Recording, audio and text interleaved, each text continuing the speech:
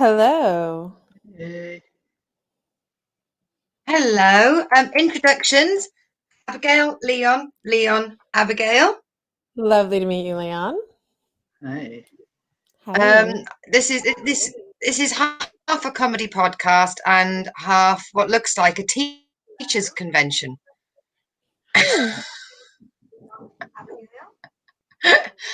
Alex usually does pop up quite soon. He always likes to fly a little bit close to the wire. Yeah, I know that type. I'm not that type Oh, though. I'm always like, why yeah. can't you just do it earlier?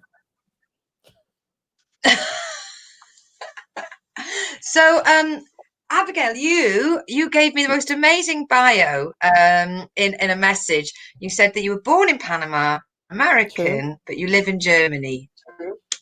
Yep, all You were true. designed by God to be on this show. We don't even need you guys anymore. I'll just You're do the coming whole early. thing by myself. No, I'm kidding. Yeah, I was born in Panama. I was raised in Florida in America. And then 20 years ago, I moved to Germany kind of on a hunch. I was pretty good thinking there. And so I've been here for 20 years. Yeah. Are you still with the hunch? Yeah, I'm 100% behind it. I talk about it in my stand-up. It's the lottery ticket I keep on cashing. Like, I had no idea what gloom and doom I would be sidestepping. At first, it just looked like September 11th, and now it's just gone downhill from there. It's been a bad 20 years. So very grateful to be in Germany. Wow, nice. See, Is it okay? this is a bit of a strange one, but I'm fascinated with Florida. Oh, really? Mm-hmm. Of course, absolutely. But I'm fascinated with Florida because I had a great cousin that lived out there for half the year and in the UK for half the year, and he absolutely adored Florida. But it comes across differently in the news, a little bit more kooky, a little bit more of a crazy town. What genuinely, what was it like living in Florida? I believe it is child abuse to raise your child in Florida. That is my feeling. It is the worst place on earth. I do not belong on the tourism board. It's very difficult because Germans get very excited when I know it's coming, and I'm always like, oh, here we go. Where are you from? Florida. Oh, they're so happy, and I'm like, nope, it is not what you were thinking. It is a big swampy hellscape, and you're thinking of California. That's the good place. Because California is like dry and deserty and beautiful. Florida is a hot, swampy, buggy mess.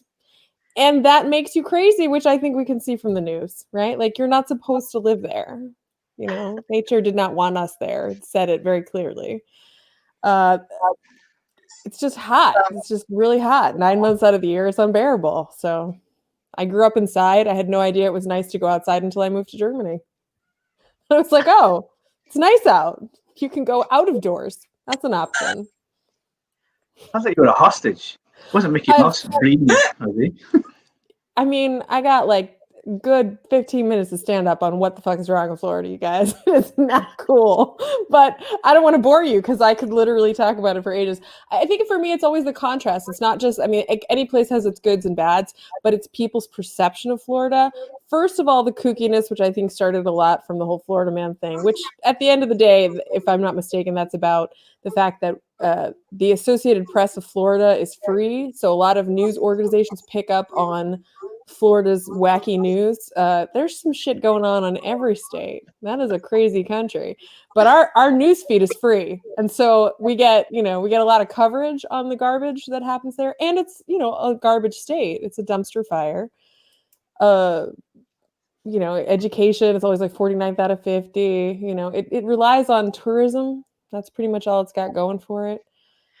So yeah, that's Florida. Who's 50 then? Who's number 50? It's us in Texas, I want to say. It's always. So you beat Texas. It's not enough. I mean, I haven't checked the tables in a while, but it's not good. In the northern parts of the country, they tend to pay taxes, and what happens is people get old and they're like, I don't want to pay taxes and I don't want snow. So they go to Florida. So Florida refuses to introduce taxes that might pay for better education because, they'll ward off people like your cousin, the snowbirds. That's the official Florida name for the people who live 6 months and 6 months. They're the snowbirds. They come down, they enjoy the reasonable weather for it's, just a little while. And then they go back to where they came from and pay taxes there. Nobody will pay taxes in Florida. So it's awful. God, because they said they lived in a Silver Stream type caravan thing, and then like a trailer park. Like when you're young, you don't understand that actually a trailer park can be a very decent place to live. It doesn't have to be sort of old sofas and dead freezers in the front garden. And it just sounded so mystical and magical. And I went to Florida with a boyfriend and his family when I was about 19. Yeah. And for some reason, I decided to pretend I didn't smoke because they didn't like smokers. And the drinking limit was 21, and I was under 21. So I was sober 2 weeks with the family for how. And every time I could see somebody smoking, I just sort of start edging close to them, just like start sniffing strange. Well, that happens a lot in Florida, so I feel like you were not alone. That is okay there. If you are going to sniff a stranger, Florida is probably the best state for that. It's probably the way to go. Have you ever? I mean, everyone's done the Florida Man game, where you put the word Florida Man and then your birthday in. That's easy, Right. but because of equality and feminism, have you done it with Florida Woman? Because I've not done it at I love the all. fact that for me, it's alligator pulled out of woman's pants during Florida traffic stop. Now that is the kind of woman I want to know. I used to direct plays in theater back in Orlando in Florida, where I was from, and I had an actress in one of my shows, and she'd brought a duffel bag with her, and I noticed it, but I said nothing. And then at the end of the night, I noticed it moved, and I said, "Heather, what is in that duffel bag?" And she brought out an alligator. She brought out a full-on alligator that had been in our rehearsal the whole evening. Long story short, her family opened up the original Gator theme park, and that alligator had an interview the next day on the radio, and it was very cute. And she was like, "I didn't want to tell you in case it would bother you." And I thought, only in Florida would an actor bring an alligator to a rehearsal, right? That's such a weird story. Why? What's the point of taking an alligator to a radio? You could just pretend it was there. Does it make noise? Leon, I never thought to question it. No idea. And it was like the radio, like there was no social media in the 90s, so I have no idea what the need was. You can always alligator. I can only tell you there was an alligator in my rehearsal. They're more common than people think, but like that was still weird for me. One of those I'll never forget it moments. Alligator in a bag. Well, maybe she was just scared that he was going to steal something. His little mouth was taped shut, so he was safe. Like we were all safe. That's why I couldn't talk as well. Eh? They probably took it off for the show. Tape's going off. Now talk. That alligator could tell the truth, eh? Yeah, that alligator could talk. Yeah. Maybe we would have had Tiger King much sooner. Who knows? That's it. Goes on the radio, starts clapping. I've been tortured. I've been held against my will. Call me parents. Moving on from Florida, may I ask, you are currently in Germany, which is, even the Germans will admit it's not known for its comedy scene. It is not. I'm fortunate enough to know Erin Crouch, who I hope to get on the show one day. She's an American lady living in Germany. Pal of mine. I'm very fond of Erin. Are the venues? Yeah, I genuinely, this is over here in the UK, we are just beginning to get open air gigs. Or a theatre with like people really spaced away. So I know a couple of my friends did on real life human gigs this weekend. In America, there are a few gigs coming back. Spoken told us about a few of them. Malaysia, you said that the bars are opening up. But so in Germany, are there many venues that are specialist comedy venues, or are they like pubs that put nights on? And are they how are they opening up? Is comedy back yet? it varies so much, and Frankfurt is such a and I don't know. I have so many things to say about Germany and German entertainment as well. Germany really highly values things like the opera. I mean, it spends fortunes on it. Every ticket to the opera here is subsidized by at least 180 euros. It's crazy. So there's like a high esteem for the arts, but there is nothing for comedy. Like you can go fuck yourself. Comedy is not a thing, and that's just in the sense of that. It's not that they don't appreciate humor. I think it's more just in the sense of not understanding is it an art form. So, it's mostly an indie scene where you don't get like that kind of high levels of support, but there's plenty of comedians and artists and little stages and people who turn a boat into a comedy club. I think they've had quite a lot of that going on in Berlin. I know Erin, if I'm not mistaken, and I don't want to misspeak, but she's done some stuff outside in Kaiserslautern. And we have, restaurants and bars are basically open. There's a few regulations with masks and going to the bathroom, and it goes back and forth depending on your region of Germany and how things are going there. But basically, if you have a little stage, you can still do stuff. So we're doing a few small open mics again. And so mics are coming back, but I did one on Saturday. It went really well. It was fun to have we had about probably 40 people, which felt huge, because with the social distancing, there had to be a smaller crowd than you would have had normally 60, 70 people in that space, but it had to be smaller. So it's like here and there. It's hard to say. And I'm no expert on what's going on with regards to producing. I'm very fortunate. Yeah. I've been to the Hallenstadt in Frankfurt. I think that's the name of the building. It's a beautiful building with a terrible history. But Frankfurt is an absolutely beautiful place. But thinking about it, no, there aren't. Wait, hold on. I don't think you're talking about Frankfurt. No, I think you must have been in Munich, girl. Hallenstadt, I've never heard of. And no. Frankfurt is not beautiful. This place looks like a parking garage. That is very important to understand. It is a bank town. It is. I used to be a truck driver, and I went to the. I used to be, and we went there. I think it is. It's got an unfortunate history. The main concert hall. There's not a building around that doesn't have an unfortunate history around here. It's literally the entire. Really is difficult to try and use the word, isn't it? Yeah, I mean, and that's also that's a thing you have to be aware of as a comedian. Like, it is a strong sensitivity to the war, whereas in the UK or the US, I think we're like, we're ready to joke about it. Not here. They do not think it's funny. And if you make a joke about it, even if it's a really good joke, you should be aware that most people will go like this. They will not enjoy themselves. They're just not ready to laugh about it. I am, but they're not. So we got to work on that, Germans. But there are pretty parts that, especially, they've rebuilt some bits. But this particular city was mostly bombed. So unlike, let's say, Munich, which has still quite a lot of beautiful buildings, or Berlin, which is just, cool. It's got a lot of history with the East and the West and all that. Frankfurt is, it's very conservative, banky. I love living here. It's a great city to live in. There's beautiful parks, and it's very small. It's easy to get around, but it's not like Berlin is the cool place, Yeah, but Berlin hasn't got a sausage named after it. You've got Frankfurter named after Frankfurt. So, right? What would you rather have? Nice buildings, art, or a sausage named after you?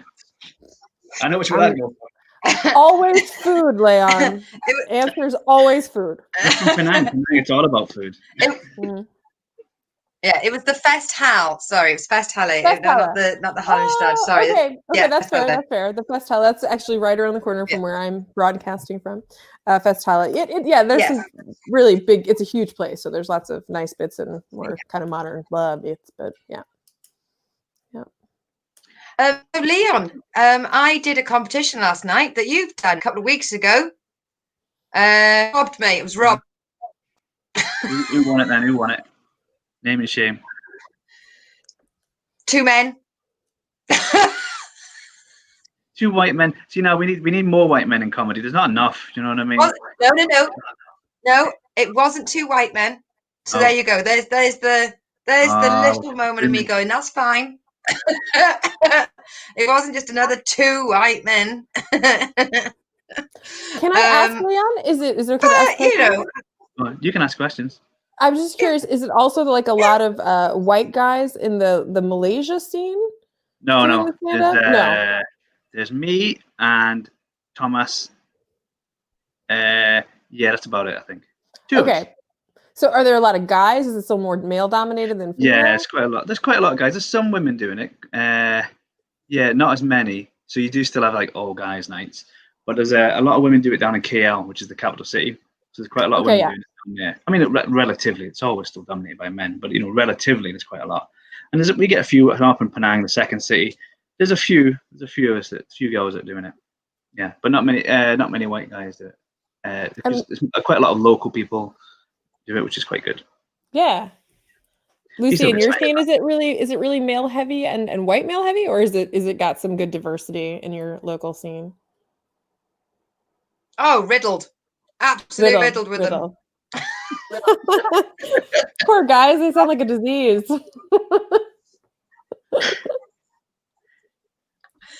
You know, All that comedy all is that coming inappropriate back. behaviour, you still can't turn them on. I know. So all the gigs that are coming back, it's sort of spot the female on the billing.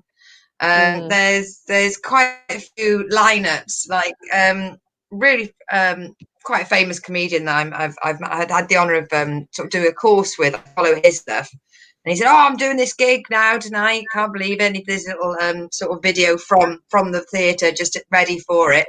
And, oh, I wonder who's on there. I looked it up, and they were act the woman. And it's like, really, guys? I mean, if you want to go out and you want to do social distance comedy and you're a big fan of white men, you are in luck, because you can go anywhere you want in the country and you get to see what you're looking for. Wow. Maybe that's how they should sell it. They can sell it like that. Yeah. It's I mean, I've joked with the guy now, but where the village I'm living in, there was I saw a guy just before a lockdown who was going to put a gig on in my village. There's only 500 people in my village, and he was putting a gig on in my village and forgot to invite me. And I was like, right, so it's 4 white guys on the bill. Were you thinking of putting a woman on there? And he said he had asked one, but she was busy. And I said, oh, well, as long as you'd reached out. And I said, was she from round here? And like, no, she was hours away. So, but she was still representative of women's needs in the Southwest. That's the key, maybe. That's what you got to do. You just ask somebody, Abigail, we can just ask you if ever there's a gig here in Penang, I'll say, I asked Abigail, she couldn't come. She couldn't travel. So, I did my best. I did my bit. She wouldn't get on the plane. Going to an 18-hour flight. I said it. She said she didn't want to get no plane for that was Abigail. For 20 euros and 10 minutes. I like to be optimistic and think right, let's plow on with that. No. I mean, right. This is a little mini rant. This is distracting from the whole premise of the show. But so open mics are out the window, because in the UK you're only meant to be able to put on events to have professional comedians. You're not really. There's some sort of legislation. You're not meant to be putting on open mics. Gotcha. Which I believe was written by one of the gatekeepers of comedy. So it's a case of there's fewer gigs, fewer acts. So if you were not and you were hoping to get onto a pro bill, we're now years away from whereas we may have been months away in our career before lockdown. We are at first. And the fact is that they're really filling their quotas. Up to 25% of the billings are sometimes women, and they're going to be professional women. So we're even further back in the scheme of things. Does make me a little bit ranty, but I understand. Yeah, it's which is why I've really taken to online, because no one can tell you what to do. Yeah, I love that. I love that If game. you run your own show, because then you don't have to qualify. There's no kind of like license, comedy license, is there? So you just say you're professional. As long as you get paid, you're done. You're professional. Yep. And I think in the UK there are some open mics going on, but they might be a bit underground. So you'll have to. So I'm not going to name them, but I know there are some. Can you imagine? I'm going to get banned from the comedy Yeah, world. the underground open mic scene. I just think Jeez. there's plenty of stuff you can do in this time. I agree. It's very frustrating to be put off your groove. You were heading somewhere and now a lot of that's been interrupted. But it's not a total loss. There's all kinds of stuff. And this is really cool that you're, making your own stuff. That's what I've always done. Every time I hit a wall, I just make my own stuff. Start your own club. That's the way to do it. That's how all the clubs start. A comedian just starts his own club and then puts himself on, MC last or her on. So you got to do it. And no one can tell you can't be on. Yeah. There's an amazing venue just in town, and I was in talks with them to put on an open mic night just before the lockdown.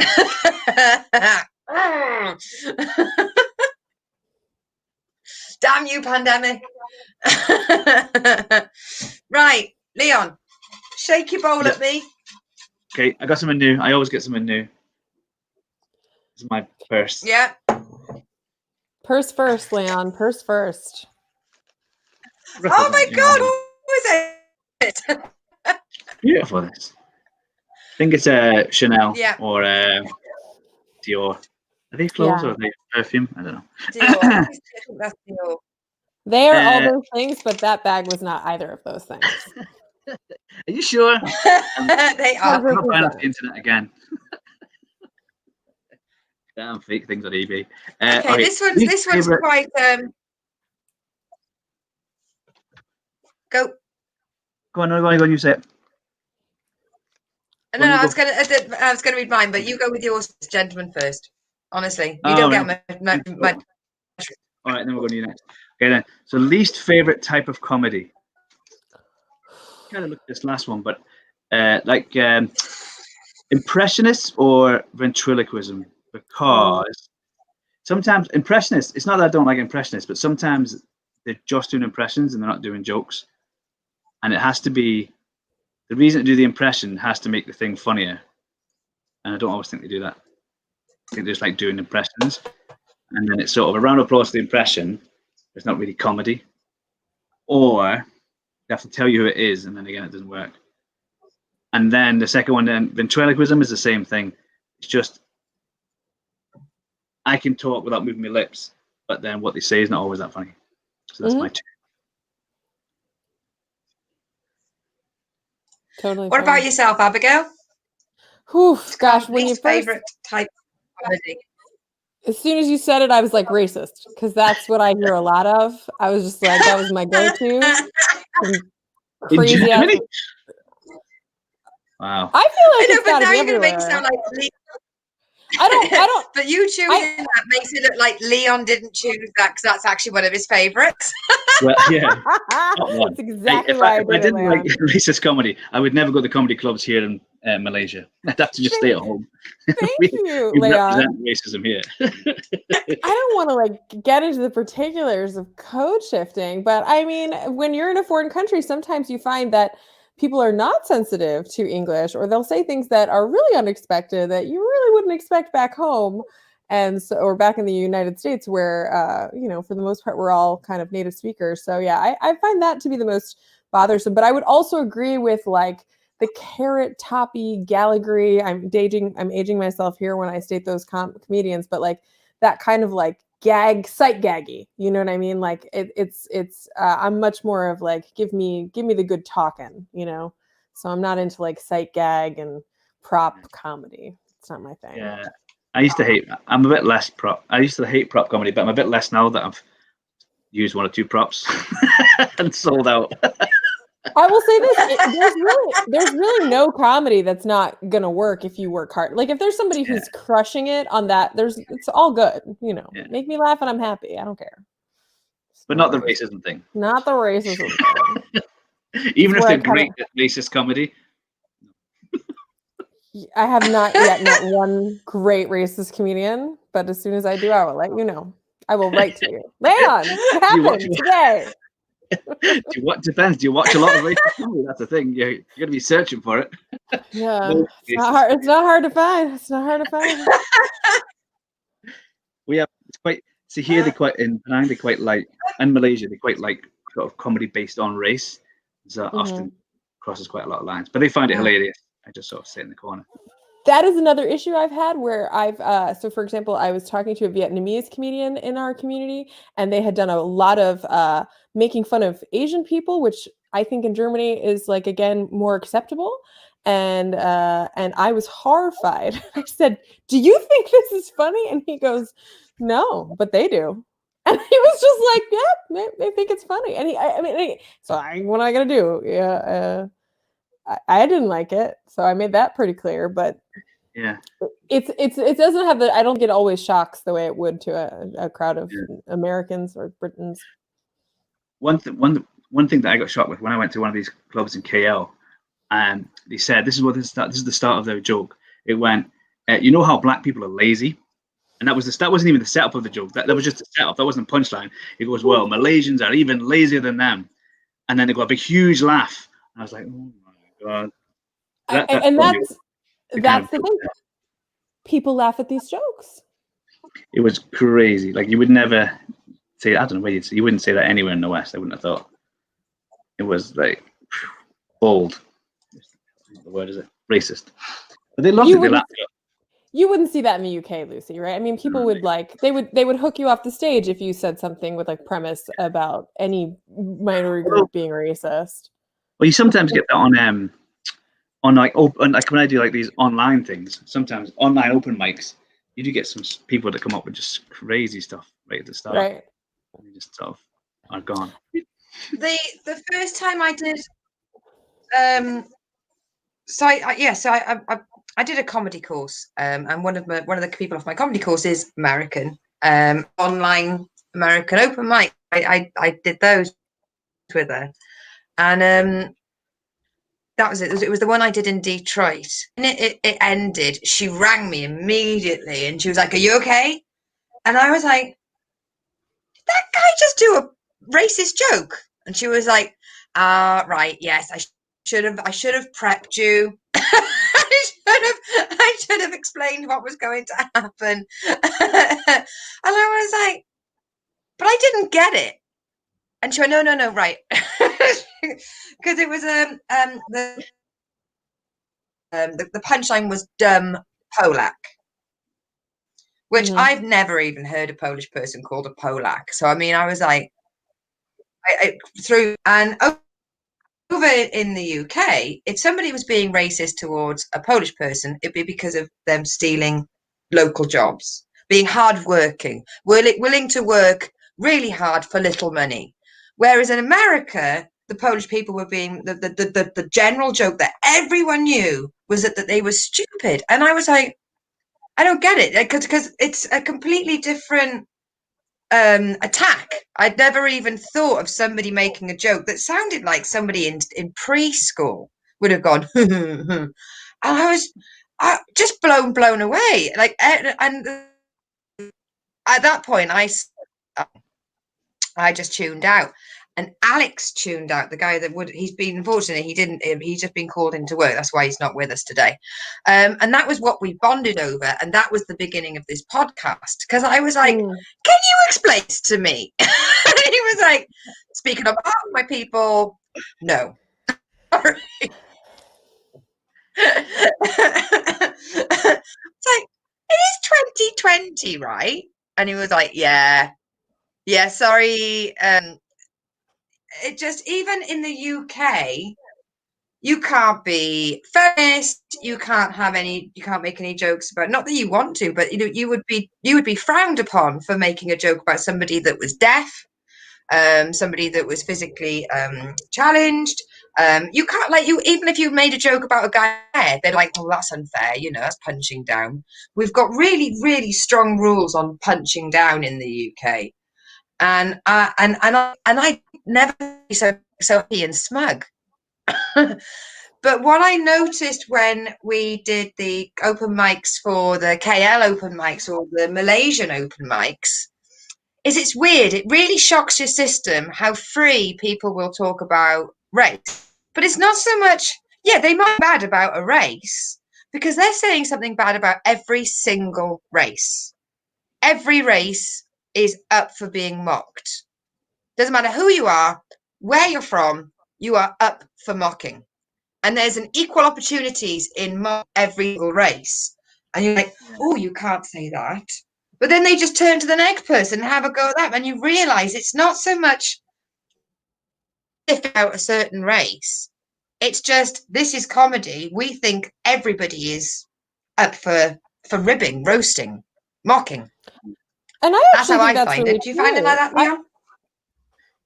Yeah. So yeah, I think it just seemed quite fair, but shocking. Yeah, it's like it's different because like when I first came out, it was like you, I was like really judgmental. Oh, this is terrible. They must be like they're really saying things that you'd never say anywhere else. But I think you've got to. It's very easy. The whole problem about racism is being judgmental, isn't it? About just when you meet some people. So I think it shouldn't really be judgmental so much. It's a different culture, and you have to sort of be able to adapt to different cultures. So whereas I wouldn't do anything like that personally, that's not me or the kind of things that I would do. I think it's a bit much to judge a whole culture if that's their kind of the situation of comedy in their place at the time. But then, of course, there's things you don't do personally, and then things that you wouldn't laugh at personally. But yeah, I think it's quite hard because, like, especially when you do all these online stuff and you see other people's the jokes that other countries are making, I think it's very easy just to judge from like maybe it's just me, just judge from my own personal experience, and then you think, well, you need to be a bit more open about these sort of things because different countries have got different, values and ethos and stuff. Yeah, I think that's really important too. But I mean, a comedy teacher explained to me once, and I think it's a great way of looking at it is, you're always going to be talking about your relationships, and maybe that relationship is to your country or your culture. So, for example, my husband's British. I want to up my internationalism now. So I do talk a lot, and Mike, I have a lot of British colleagues, so I talk about that experience a lot. I don't ever worry about it being racist. First of all, imperial overlords, you ruled everybody, so it's always going to feel like punching up with the Britons. But it's always not as well to hurt or whatever. And I live here in Germany, and I think they're a great group. I mean, I genuinely love Germans. I genuinely love how honest they are, how dark they are. They're great. It's so when I rib on the Germans, it's also like this is my relationship to Germany, and it's always coming through the lens of super duper overly optimistic, fantastical America world. And I think that's where you get your comedy from, like living in those experiences. Where I think it's really a problem is where it's very clearly punching down and where you really have no relationship. You know what I mean? So I think if you have no relationship to Polish people, what the hell are you talking about Polish people for? Why are you using those people as the butt of your joke? They don't deserve that. And it's also punching down. So like, I think if you can personalize it, if it really belongs to you, then and there's no metric that's not like a rule that I made up. Because that's also really frustrating is free speech and people hating cancel culture. I get like really frustrated because I genuinely believe everyone should say whatever they want, but once you start saying some garbage racist stuff, get ready because my face is gonna do the thing. Like I don't like it, and I know it when I hear it. I know when it's not okay. So yeah. See, to actually answer the question, the comedy that I don't like is people that rant for the sake of rant. So I love a comedian doing a rant. I do. I mean, like something like Sarah Millican just going off on one, and another thing, and another thing. I love that.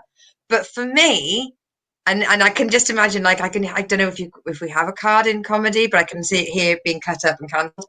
I don't like Stuart Lee and I don't like Frankie Boyle. Just this self-important man standing in the middle of the stage and going, my opinion is listen to me. And I'm like, oh, fuck off.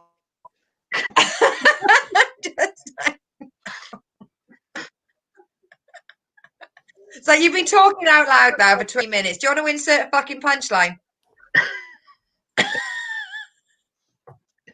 I'm not as familiar with those comedians, but I will say that I don't mind venturing. I'm sure there's something Go on, funny Abigail. in there. No, sorry. I don't mind those. Like Frankie Boyle, my husband's a big fan, and every once in a while he'll show me a clip, and I'll love that clip. But like, I do find it exhausting, the constancy with the, like, I can't take it for very long. If you bring me the best parts, then I'm into it. You know what I mean? But it's just the still talking. Yeah. It's yeah, you can find a really great 30-second clip. For sure. Brilliant guy. From a Absolutely. Yeah. I think with those ones you have to kind of be a fan first and then sort of go for it, because you really have to sort of commit, don't you? It's like Stuart Lee, you sort of have to, you have to sort of commit. You have to be into it. Like I love Stuart Lee, but my wife hates him, so I think it's not. You have to really. It's kind of, you have to be a fan, I think, before you enjoy it. But how do you become a fan? I mean, he got fans somehow. I don't know Stuart Lee, but Yeah, but it's I mean, like, I well, probably have seen him, but doesn't ring a I think bell. you have to. You don't have to be forced, but you kind of have to watch it for a bit. I think it's like when you start drinking alcohol. Like nobody likes alcohol at the beginning, so you have to say, I want to. In the future, I'm going to drink alcohol, so I'm going to drink these drinks of alcohol first. They taste horrible, and then eventually like alcohol. Maybe that's it. Oh, coffee the same. You don't start off drinking coffee. You do, oh, it's horrible this, and then you drink, and eventually you love coffee. So I think it's a bit like that. You have to commit to. Stuart Lee was a double act that did sketches with Richard Herring, because it was the Lee and Herring, first of all, and then Frankie Boyle. Yes, did stand up, but he got so popular on panel shows where he was just doing mini rants, and everyone loved him because he'd always say something outrageous. And then it was the same with Stuart Lee when he'd stand up and he'll look to camera and everyone's like, "Oh, that's breaking the fourth wall." Morecambe and Wise did that in the 80s, and Arthur Askey did that in the 60s. You're not new, mate. I get really annoyed with that. Yes, sorry. So that was that. Alcohol, coffee, and religion. So Garu was a previous guest, and he is in Malaysia. Early days, yeah, exactly. The Richard and Dewey. So in the early days, Stuart Lee and Richard Howard TV show Good Morning with Richard, Not Judy. Yeah, and that was really funny. I enjoyed that. It was just once he went solo and just. But isn't everybody right? Okay. Next question from the jar. Yeah, they always change. Yeah, once they can change, they do change. I'm waiting for that though. I'm waiting to sell out. Say that again, Leon. Give me the success. Yeah. Let's see what happens to me. I know. Soon. We're gonna find him with half his thumb off one day. He's straight to Johnny Depp without getting famous. Oh, okay. Do you have a party trick? Right. Do you have a party trick? I used to before lockdown. I don't know why this is a trick. I don't know why it's synonymous with Welsh girls, but I used to be able to put my hand in my mouth. I don't know why that's a party trick. But wait, say it again. Can you got party trick? Yeah, I put my I could put my hand in my mouth. Go on then, we'll have to do it. I don't know why it's a party trick, but it was. But just before lockdown, I got a wisdom tooth infection, and now I can't open my jaw more than. See, that is definitely a Stuart Lee thing. Like before you put your fist in your mouth, you had to think you wanted to have a fist in your mouth, and so you bet you took time getting the fist in the mouth, and eventually you like the fist in your mouth. So that's what you got to do. Someone else do the talking. I don't have a party trick, if that's any help at all, to just kind of get us away from that. I will say German parties are tough because they're not into small talk. So you have to like work hard to be comfortable at a German party. I tend not to go to them anymore because they're really not. They're like they only really want to talk about real stuff. So when you're like, hey, what's your holiday? They're like, ugh, real turn off. They take classes in small talk. That's what I used to teach. I used to teach people how to talk. I'm like, it's just talking, but they're like, no, how do you do it? Like they try to dissect it, figure it out, intellectualize it. I'm like, you just talk to people. So that's probably my party trick at German parties is I'm willing to talk. That is a good party trick. Mm. I'm got a party trick. I don't go to I can't put any body part in my mouth. That's surprising. You'll just not be surprised by it. You never know what I'll be surprised by, Leon. Let's see a few demonstrations. Maybe that's a new hobby. I'll just try and put different things in my mouth and see what can fit in. Works for babies. I could also pick things Maybe up with my toes. I practiced when I was a baby and it was I've nothing. also got double joint. Oh, here we go. This is just all Lucy's party tricks, but Lucy's got like 15 of these now. They're gonna be here all night. Do you do balloon animals? Yeah. How do you not have a party? I don't go to parties, so I don't need it. How do you not have a party trick? I don't get this. I don't go to parties. I can't do impressions. Yeah. I just hang out and usually try to leave because I don't really like people that much. Party, no, I got a party trick. Don't know. We don't have that bit when the parties I go to. When I did go to parties, we didn't have that bit where everyone stopped and did a trick. Everyone just got drunk and. Is that a British thing? No, it's maybe it's just the kind of parties I went to. Maybe I went to the wrong parties where there was no trick section. Sounds like a lot of pressure. Like you got to do magic to get in this party. Yeah, no party tricks. I don't think. Been missing out. I don't understand though. How can you? You boring. Well, I think if it's getting to party tricks, then the party must be getting boring. That's the thing. If everyone has to stop and say, it's a Mexican wave scenario, isn't it? The Mexican wave's going on. Whatever you're watching is boring as hell. That's not a sign that we're having a good time. Mm-hmm. Like Germans love party games. They're big on the games. So they have all kinds of stuff they make you do at parties. This is why I don't like going to their parties. I'm like, can't you just talk to each other? Nope. They gotta you gotta engage. I can't. I hate it. I don't know. What kind of games?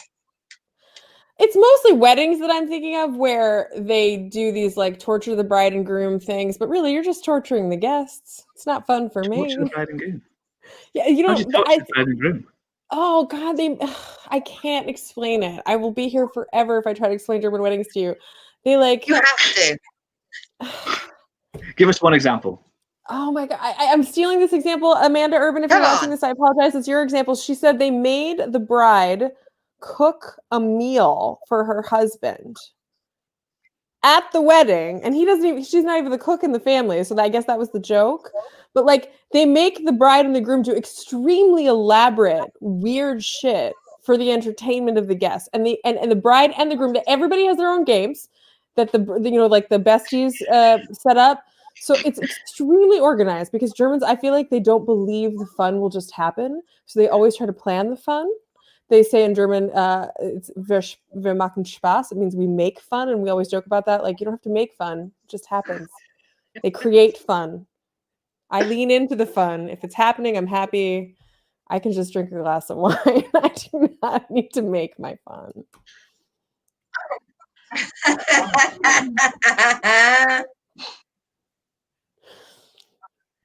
Yeah. That's terrible. I don't know. I feel like weird for saying we got a party trick because everyone's got a party trick, even if it's something like, oh, I can make my thumb move or something. Everyone's got. Right. Next question, you bunch of killjoys. She hates Florida. She won't play games. Invite her. That is the games. What about party tricks? No, that is at 7:37.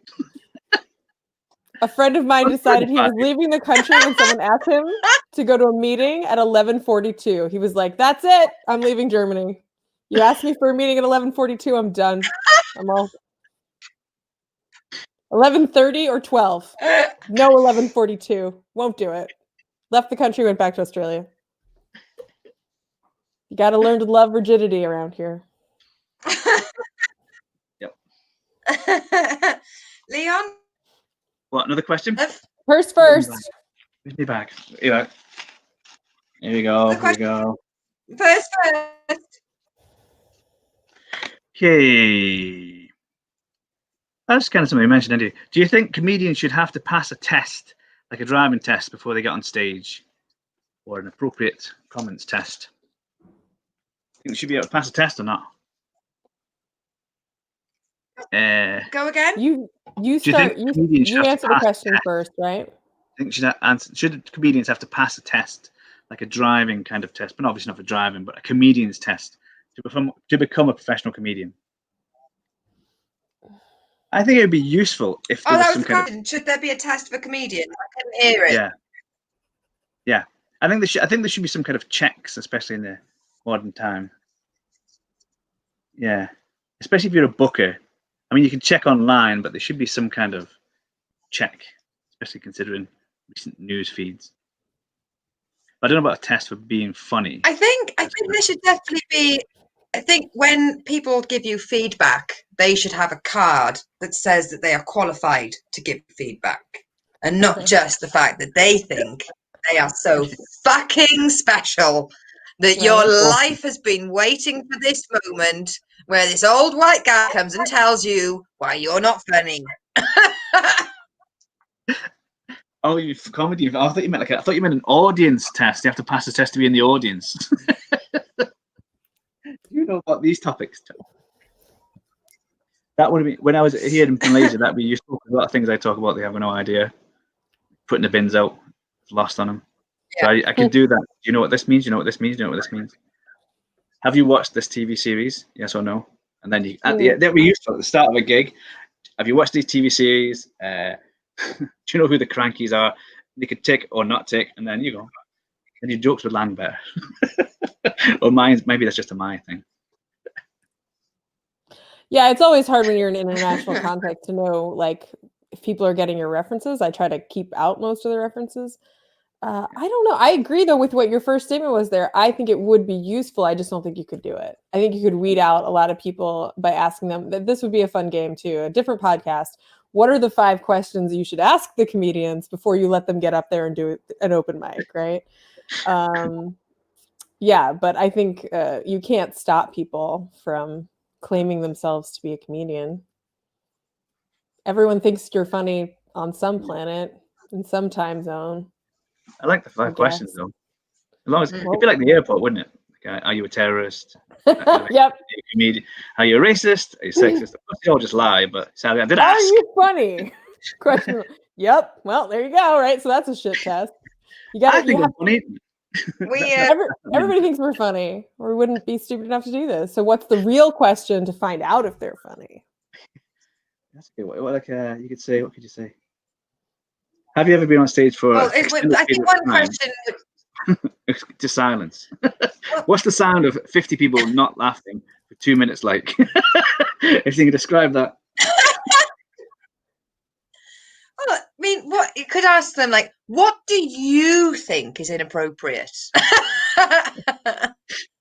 Well, be careful there. You don't want to say what do you think is an inappropriate joke, because I would ask them questions like, "Were you bullied? Do you hate your mom?" Those would be appropriate questions for me. If their answer is yes, then they should probably be a comedian, right? Other things, other ways in which they were tortured in this world, if they can be like, yep, it sucked, then probably, yeah. I feel bad though, because there are plenty of funny people who had happy childhoods, and I don't want to like disparage their experience on stage, but like maybe that could be the beginning rank. Trauma. All comedy starts with trauma. Yes. A little bit.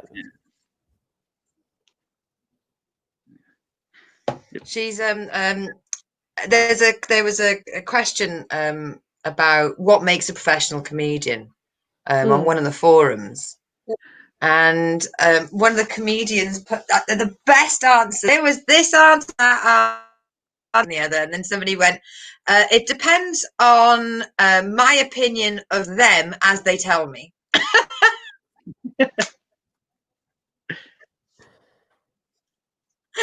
Because I mean, ultimately, is it, you can't have it that you're a professional comedian if you earn between this, or this per year. If you're earning anything for for doing comedy, that technically on paper does make you professional. You wouldn't be making some money if you weren't funny. Even like, even like when you're new and you're only doing 10-minute spots and you still get some money for it, you wouldn't be getting that money if they hadn't checked you out first of all and booked you. Not like anyone's a surprise act anymore. We've all got clips and word of mouth and bits on the internet here, there, and everywhere. So I do think it is quite funny that everyone's like, oh, if you're not earning over 15,000 a year, you're not a professional. Fuck off.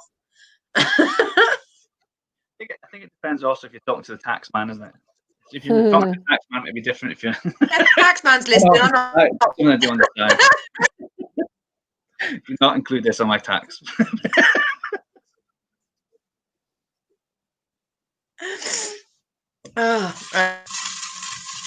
So let's have a look. Next question.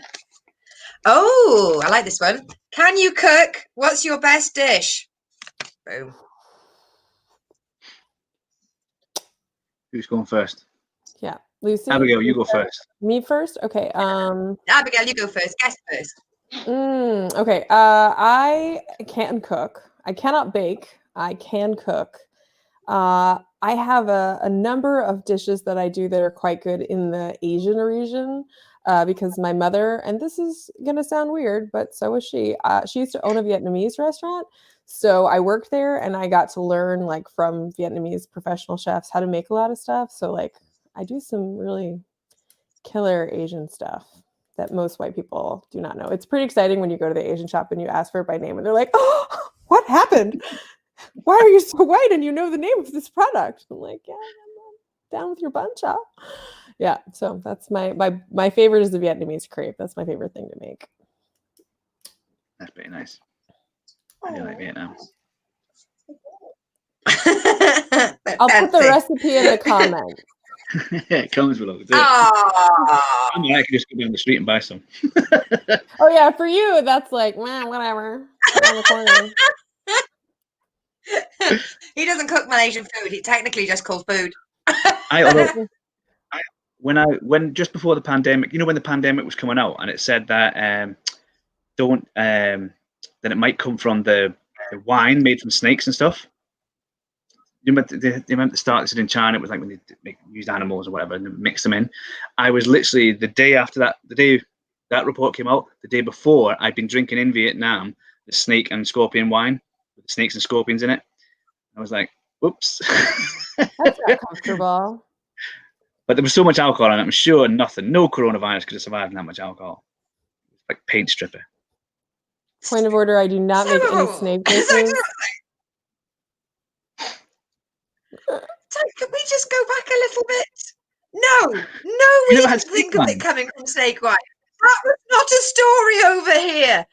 Yeah. What the fuck? Thanks, Lucy. I thought that too. You've got to drink snake wine. It's lovely. So they put snakes and scorpions in, dead. I think they're dead anyway. Anyway, they'll be dead eventually. They stick them in, and then they put wine in it, and then they ferment it together, and then you drink it. Or you put alcohol in it, sugar and stuff. It's nice. It doesn't taste just of like strong alcohol, but you see the snakes floating about in it. Yeah, well, I like it where they get these grapes and sort of mash them together. Yeah.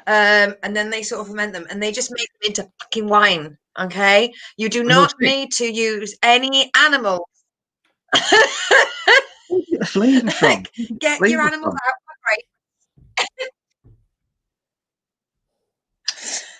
Yeah, but that you were just like, yeah, everyone knew about snake wine, right? You want to have a snake in a jar in wine or alcohol sitting on your shelf. No one comes in and looks at a bottle of wine and go, "That's interesting." Well, a snake. They go, "Oh, what kind of snake's that in there?" You have to start shaking about and trying to have a look. Sounds like some real Florida shit right there. Snake wine. I'm up for it. I bet, yeah, that'd be good actually. Yeah. Come on, Tyler. Let's get on the Jeep and get some snake wine.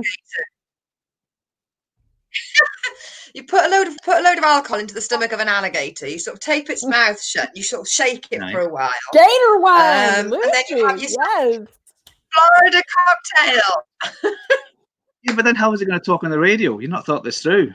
Well, clearly that story never made sense. Why did she Yeah, bring him to a 'cause, radio show? you can get him if you're alligator. That was it.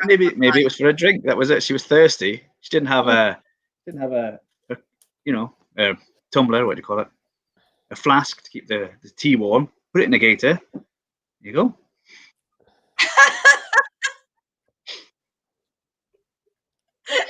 It's like a flask that can hug you.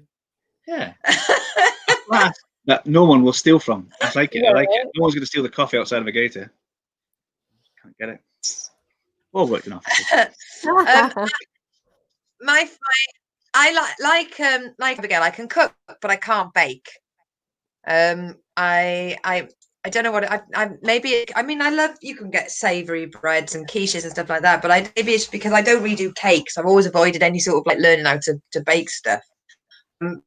Favourite would have to be slow cooked pork belly with a mushroom risotto. And I'll every now and again make it. It takes all day to make this slow cooked pork belly. And I remember cooking it just the other day, and my mum went, "Oh, couldn't you eat this every day?" I went, "Yeah, I could eat it every day, but I'm not fucking cooking it."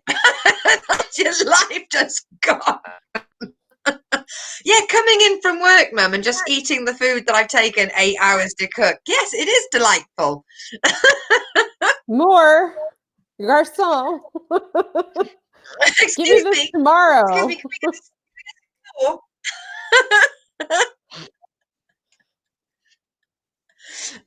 I'm pleased that I know how to cook. I'm glad I'm not scared of cooking. I had a housemate and he couldn't cook. And oh, he'd get grumpy about it. He just refused. I mean, even just like his idea of cooking was making a bacon sandwich. And even if I asked him to sort of put some toppings on an already ready-made pizza, like I'll put a bit extra cheese or stick some extra ham on that pizza, and he'd be like, ah! I'd hate to be in a kitchen and not feel like I could make myself a meal. That would really, I'd find It it sounds quite like he got restrictive in mad. life. It sounds like he got mad that even you cooked. That's weird. I've heard of a lot of people not liking to cook, but to get angry with others are like making their food better. No, It sounds weird. he was absolutely fine with me cooking, but he was just put a pizza in the oven, and I'd be like, "Oh, just stick some. There's a tomato in the fridge, or there's some extra cheese or something. Go on, just jazz it up a bit. Just make it a bit more special." Zhuzh, It's like, for zhuzh. fuck's sake, mate, you're just not. Zhuzh, zhuzh. I'm not sure Zhuzh putting that a tomato sucks. on a frozen pizza counts as cooking, though, does it? Does not Zhuzhing. count. It's zhuzhing. You shouldn't be scared of just sticking some extra toppings on. That's even in my head, that's not fucking cooking. Go on, Leon. If we have one more question out the purse before we move on to the call, then we'll let Abigail go back to her small talk. Oh yeah. No parties tonight. What would you like to become fashionable? So what do you think should become fashionable? Things coming out of fashion. What would be good to become fashionable?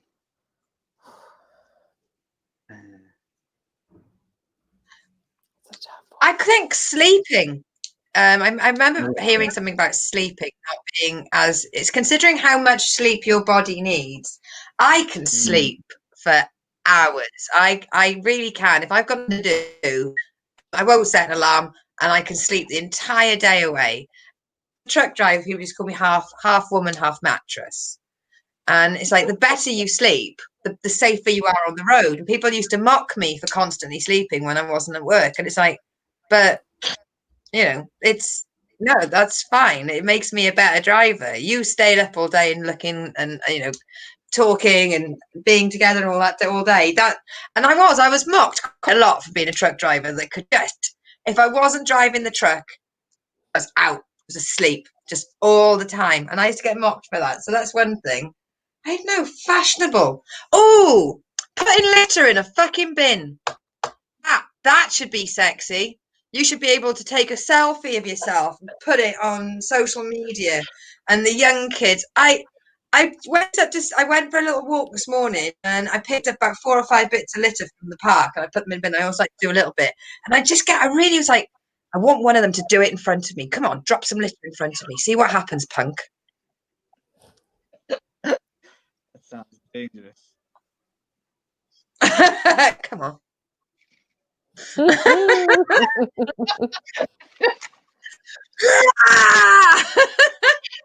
Environmentalist and a hero, Lucy. I hear ya. Oh, I hate when people go off on these rants. It just annoys me. Just where's the fucking punchline, Lucy? 2014. Go on, you two. One of you must have something fashionable. Come on. I would like it if fashionable people weren't on the phones the whole time and social media became unfashionable and they were like, Yeah. oh, you're still on social media. I've just had this meal. I didn't even take a picture of it, or, you know, get people to ask if it was good or not. I'm going out. I might come back. I might not take any photos at all. That would be good.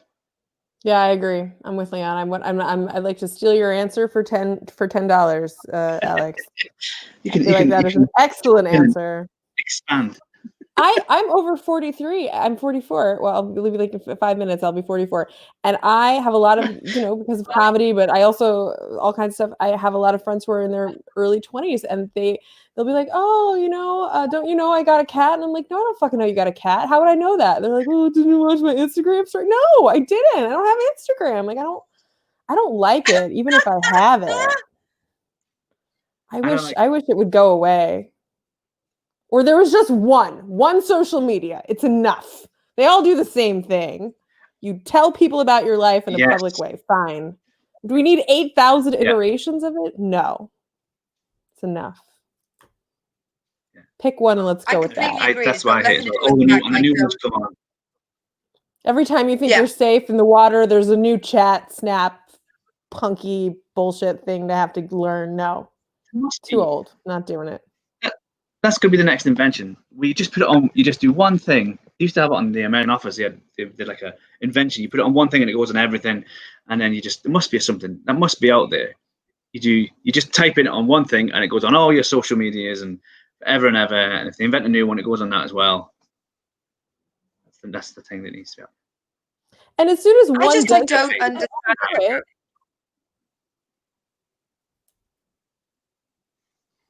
I just don't get Instagram. Just constantly just taking a picture of something and putting it up. Like what? No explanation. Those bloody challenges on Facebook. Take 10 pictures, no explanation required. Like what? Just there you go. There's a picture. I will defriend people who tag me in Facebook challenges. If you're watching, I defriend people who tag me in. If you're the kind of girl, nope, I'm not. Don't fucking tag me. In fact, you're defriending them with no explanation. That'd be good. That'd be defriend 10 people without any explanation. Challenge. Bye.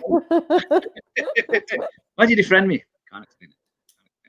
That was the challenge. All of a sudden, the one guy wakes up and he has no friends left, and it turns out, he was the not fun guy in the group. It's like a Hunger Games kind of a social media challenge. I like it. That'd be me because I've got no party tricks. That guy isn't going to bring him to parties or anything. Get rid of him. I think he's got a trick. I put nothing in his mouth. That's what I expected. Only expected things in Leon's mouth. Yeah, I mean, it's not a party trick if you put your finger in your mouth. That's not a challenge, is it? Or food. Leon, we don't need the list. We get it. In my mind, I was thinking, what can I put in my mouth? See? I know, I saw it happening. I watched you do the list in your head, and I was like, you can stop right now. We got it. Things I can see on TV anyway. He's still explaining. Leah. Can't say that. That was the bit in the middle. Can't see. Exactly. You're thinking of all the shit you can't put in your mouth, and you're like, my finger, and then the list goes dead. Only in my mind, it was still going all the way through. A lot of stuff you should not put in your mouth, Leon. A lot of stuff. Exactly. Yes, that was it. Or admit to on TV. Another good point. Well, it's come around to the time where it's our favourite part of the show, because every guest that we have on has to answer the question, and we have absolutely adored every single comedian, how seriously they take this, the reasons they've given, and how adamant they are why their choice is correct. It's very rare to get the same one. So, Abigail Paul, all the way from Germany, let us ask you on Big Old Small Talk, would you rather a magic carpet or a flat horse? I would absolutely 100% take a magic carpet over a flying horse. And I have a very important reason for that. Horses are ridiculous, and the people who own them are crazy. Now, listen to my friends who have horses, because I have a few. It's not that I don't love you, it's that you should just take your money and burn it. This is the thing. Horses are so fucking expensive. Can you imagine what the cost of a magical horse would be? Okay? A regular horse is 6,000 euros when it sneezes. A flying horse? Now, neither of these magical components came with insurance policy, I assume. So 100% magic carpet. Not even a question mark. 100%. I can see no defense of a horse versus a carpet. And where do I go to insure the magic carpet? I was looking through the file. There's no magic carpet. In Germany, I tell you what, there are places. These people will insure anything. They have more insurance per capita than any other people on earth. That is not a lie. You can find a magic carpet insurer. Yeah. 100%. I don't think it'd be expensive, both of them, though, because you have to where do you keep the carpet in the daytime? Has it got any safety harnesses on it? Have you had lessons? Same with the horse. But I mean, if we're getting down to the practical matter here, I mean, with the magic carpet, it's all about me. I get on the carpet, I'm all done. With a flying horse, it has needs. You know, I got to take care of it, including insuring it and feeding it and taking care of it. I'm not into pets. You know, they're cute for someone else to have, but no, give me the carpet. You know, I'll fly it responsibly, low to the ground, and check out a few things. I don't know. Would you do the insurance on the horse? I mean, it's going to fly. It's going to crash. It's not going to crash into many things, is it? If they come together, you just let it go. It can fly off and come back later. I mean, I think you'll be probably in an insane asylum trying to explain how you have a flying horse. No, seriously, guys. Officer, I have to explain. Well, yeah, inside the asylum going, where's my horse? Where's my horse? Honestly, I have a horse. Why won't you believe me? You could lie about a carpet easier. You could just pretend it's a real carpet. Say, it's just a real carpet. It's not flying. Who told you it was flying? Nobody knows. You just put it on the floor. You're just like, yeah, that's my carpet. Flying horse, different story. Yeah. You'd have to disguise the wings, wouldn't you, somehow? There's so many problems. I mean, so many issues. I've got a friend. I've got a horse, and I know that she's horsey. I know that she does riding and stuff like that. But this horse, she doesn't ride it. It's too old now to ride. And I understand, obviously, that that happens. But it was that age when she bought it. She bought it when it was not rideable. It's not like she's giving it a retirement after it gave her years of enjoying riding it. She just kept this whole why? I'm telling you, horse people. I have a friend. Insane. They will put you in a hospital and they don't give you cuddles. I'm sorry. No, this is not a reasonable animal to own. And it costs you a mortgage. I don't get it. It's so expensive. So expensive. But the thing is, there's no more information than just a magic carpet or a flying horse. So you're the first person that's ever not chosen the horse due to costs of stabling and livery. I moved to Germany for a reason. Okay, it turns out I'm a very practical person. And I did not like being in America where everyone is crazy. Nobody means what they say. You were I never came going to to suit Germany. Florida, were you? No, it's way too sane for that. I want to insure things and have reasonable expectations. It's me. You could get multi-cover. You could get like house insurance. I want to insure a house, your car, and a flying horse. I want to get it all together. Yeah, get a With one, package. with one thing, yeah. See, Yeah. a whole lot. You could have a flying. You could have a flying crocodile, flying alligator. That'd be I good. don't think we need that. We didn't even need them when they were not flying. Sorry, Heather, for the people who love gators. That's fine for See, you. I love the fact that Dario Durham from Chicago refused the magic carpet because his mum is so house proud she'd make him clean the carpet every day, and he's like, I'll be there cleaning, beating the carpet. At least the flying horse is just a horse thing, and you're like, oh no. Stabling, feeding, exercise, vet bills, insurance. Magical insurance. What's that got to run you? Where the fuck do you find a magic like vet from in the middle of the night? You know. No. Maybe the vet has a magic carpet. That's where you get. That's how he catches a flying horse. Hey. I want to just thank you very much for being a part of Big Wheel Small Wheel today, Abigail. An absolute pleasure to have you on, and you are by far the most qualified international comedian that we've had on.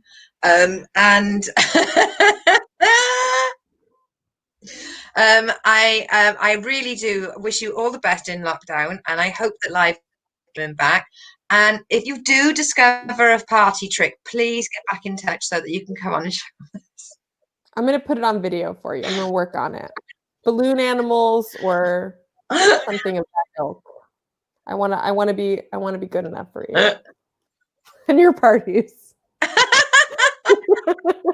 Thank you so much for having me. It was such a pleasure to talk to you guys today. I had a great time, and thank you for inviting me.